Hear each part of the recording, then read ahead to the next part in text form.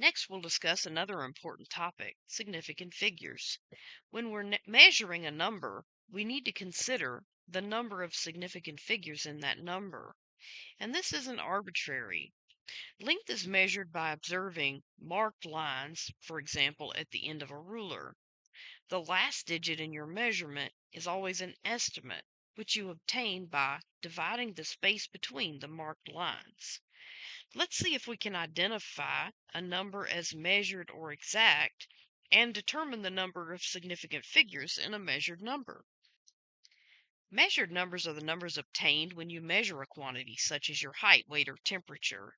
To write a measured number, you're going to observe the numerical values on the marked lines and estimate a value between the last marked line and the next marked line. This estimated number is the final number in your measured number. The precision in the measuring device you use will determine the precision or the number of significant figures in your measurement. For example, we see here 3 different rulers to measure the length of an object. In the first ruler in example A, we have an object that is approximately 4.5 centimeters. You see here that the gradations are given at 1 centimeter. So we have a measurement at 0, 1, 2, 3, 4, and 5 centimeters. The item we're measuring falls between 4 and 5 centimeters. Those are the highest precision that we can get with this particular ruler. And we need to estimate between the last line that is used to measure our object and the next line up. Okay, and so we're going to measure to the best of our ability between those two final lines. In this case, the the object measures about halfway between the 4 and the 5. That will give us 4.5 centimeters for object A. For object B, we see the same item being measured with a ruler that has better precision. We see that we have gradations at the centimeter marks, which are a little bit larger, and then we have some slightly smaller gradations at the half centimeter mark, okay? And we have some slightly smaller gradations that indicate 0.1 centimeters or a millimeter. Okay, and we can see here that the object that we're measuring, the length of it falls between the 0.5 and the 0.6 mark.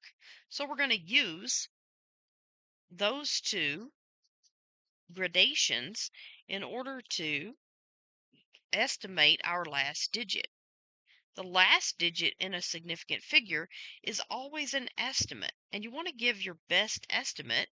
So if the measured object, for example, falls halfway between those two marks, we'll call that number a 5. So in this case, we can say that we have that the length of this object is 4.55 centimeters. Because we have smaller gradations and we have more precision on this measuring device, we can get an extra unit in our significant figures. We're going to estimate that last digit, which is a measurement between those last two numbers, one beyond the last number that our item falls and before the next gradation, which could measure the length of our item. We see here in example C that we're measuring a different item with the first ruler. This ruler only has precision to the 1 centimeter mark, so we have marks at each centimeter. We need to estimate our next significant figure. We want that to be one significant figure beyond the marks on our measuring device, and therefore we can see that this item, this particular, say, stick of wood, measures at exactly 3 centimeters, but we can only go one significant figure beyond what our measuring device gives us, the level of precision that that measuring device gives us. And therefore, we're going to say this item is 3.0 centimeters. So in this case, we have two significant figures because this item measures 3.0 centimeters, which is the highest level of precision we can get from this particular measuring device. In the previous examples, we saw that our last digit in our significant figures was our estimated digit. In a measured number, the significant figures include all of the digits, and that it even includes the estimated digit. Our significant figures are used to represent the amount of error associated with a measurement.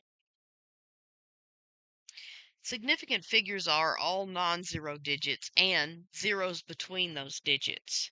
Significant figures do not include zeros that act as placeholders, for example, before digits. And significant figures include the zeros at the end of a decimal number. We'll look at some examples next. Here are some examples. A number is significant if it is any non-zero digit. For example, if we have a measured number that is 4.5 grams, this number has two significant figures because both of those numbers are non-zero. Another example would be a measured number that is, for example, 122.35 meters. All of the digits in this number are non-zero, and therefore this number has five significant figures. Sometimes we have a zero between non-zero digits. All zeros that are between non-zero digits are significant. For example, 205 degrees C, 205 degrees C. What would happen if we left the zero out of 205? Well, that number that would then be 25. And there's a large difference between 25 and 205. Therefore, even though that zero seems like it's a placeholder, because it's between two non-zero digits, it's significant. Next, we have another example of zeros between non-zero digits.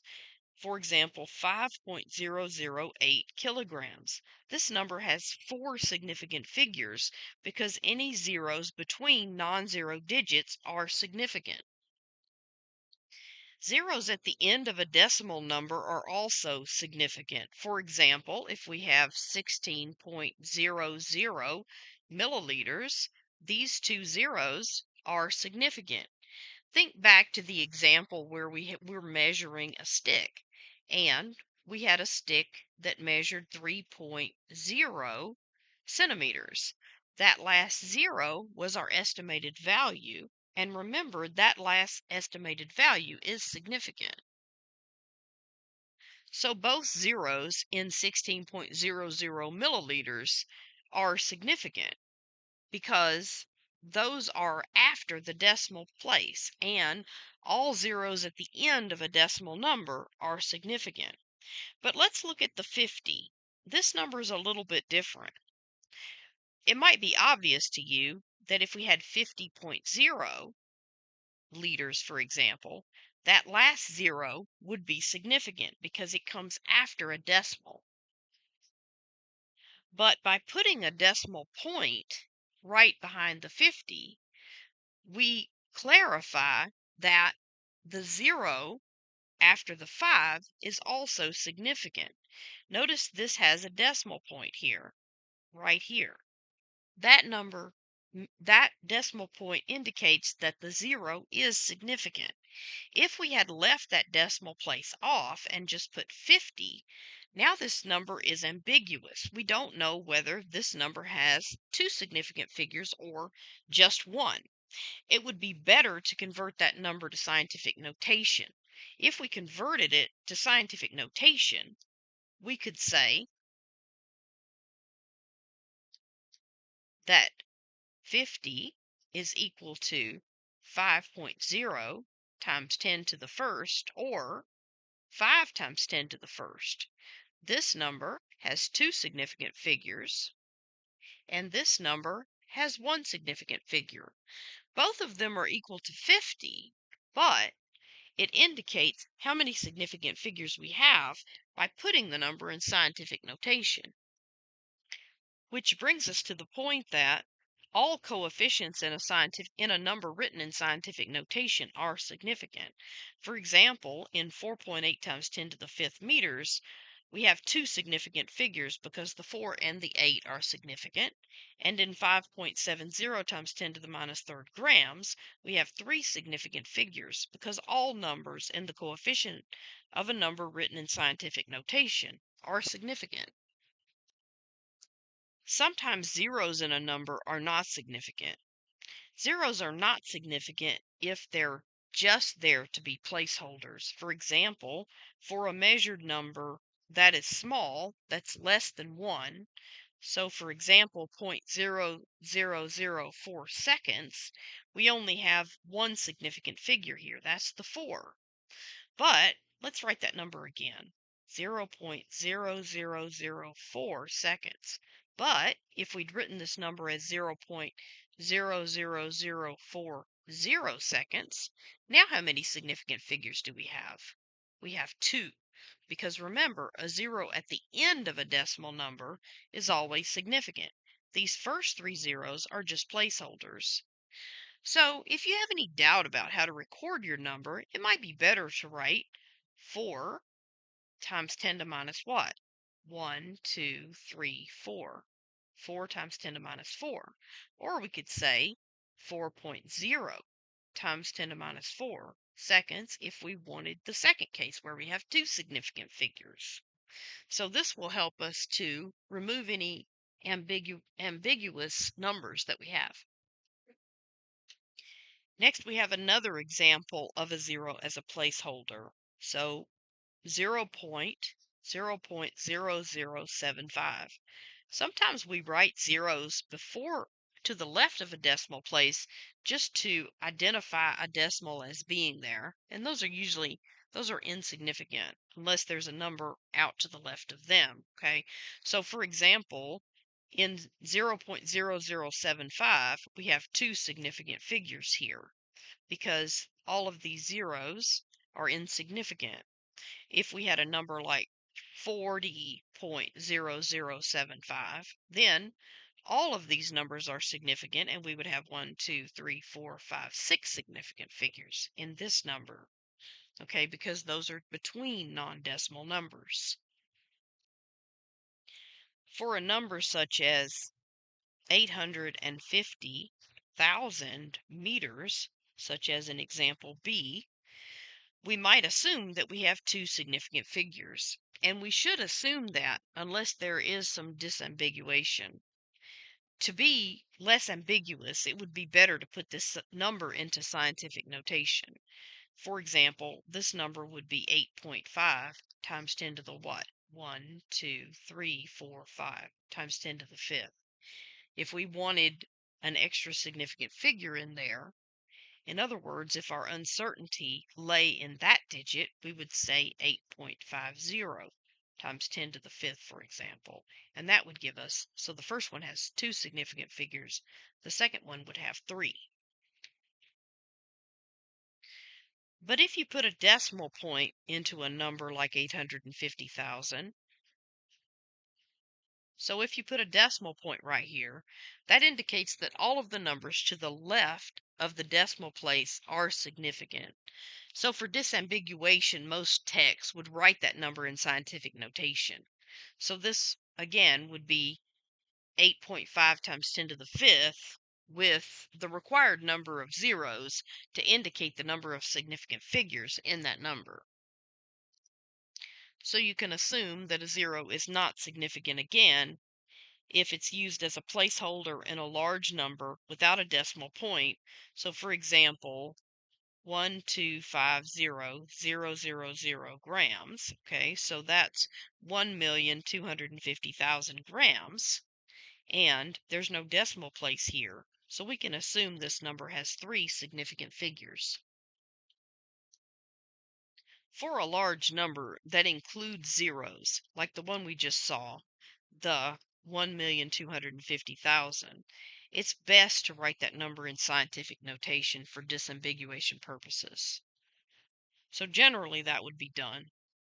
For example, uh, if we have a measurement like 300 meters and we know that this digit is significant, the first zero, but the second zero is not, we'd need to put that number in scientific notation to clarify which of those zeros, if any, is significant, and therefore this number 300 would be written as 3.0 times 10 to the second meters in order to indicate there are 2 significant figures in this number.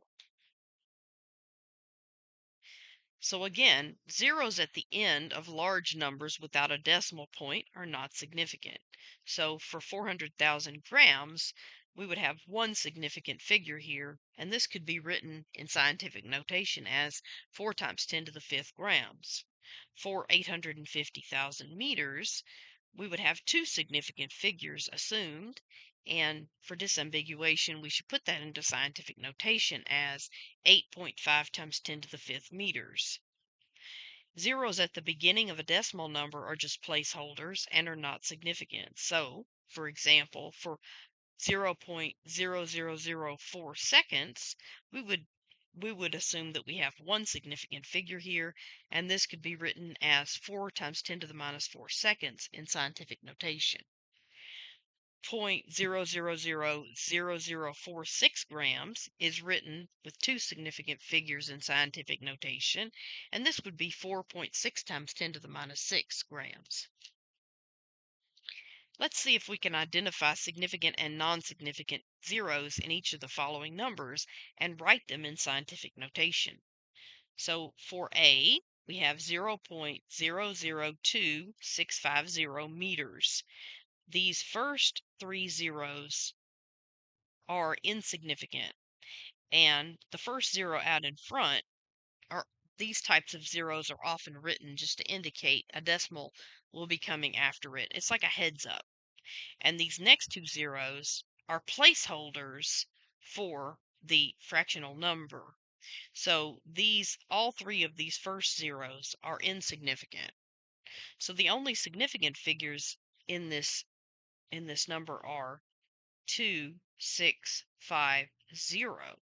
So for disambiguation, we should write this in scientific notation. So let's do that. Let's move our decimal point until we get behind the first number.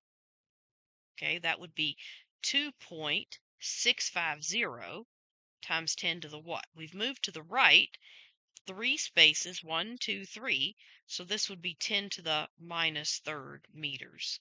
2.650 times 10 to the minus third meters. Remember that last zero.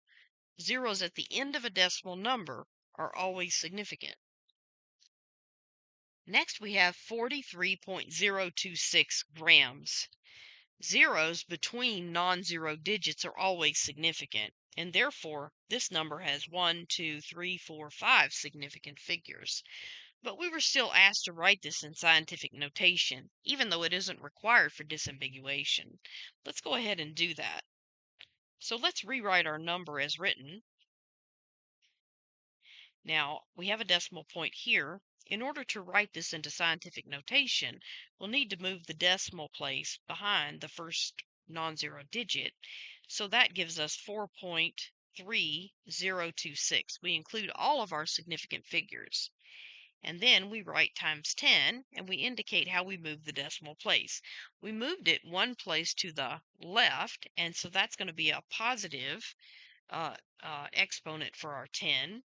So that would be 4.3026 times 10 to the first. Next we have 1,044,000 liters. Which of these digits is significant? Remember, zeros between non-zero digits are always significant, so these 4 digits are definitely significant, and these last trailing zeros do not have a decimal point behind them, and They are to the left of what would be the decimal place, and therefore those are just placeholders. So we have 4 significant figures in this number. Let's rewrite the number. Okay, we'll need to move our decimal place 1, 2, 3, 4, 5, 6 spaces to the left to put it behind the first non-zero digit. And that will get, and we only want to include our significant numbers in scientific notation as coefficients. And so that'll give us 1.044 times 10 to the 6th liters for this number in scientific notation. Some numbers or measurements have an unlimited number of significant figures. For example, something like marbles. You don't generally have half of a marble. So if you had 6 marbles, you could have 6.000000 marbles. As many zeros as you needed to indicate the level of precision that you wanted. These numbers don't limit the number of significant figures we have in our calculated answers. More examples would be 8 cookies or 6 eggs. These are numbers obtained by counting, and those don't limit our number of significant figures. Another entity that doesn't limit our number of significant figures are definitions that are in the same measuring system, or definitions that compare 2 units. For example, 1 quart is equal to 4 cups, or 1 kilogram is equal to 1,000 grams. Those are definitions and they have an unlimited number of significant figures. Here are some more examples. 8 donuts, 2 baseballs, 5 capsules. These are counted items that have an unlimited number of significant figures.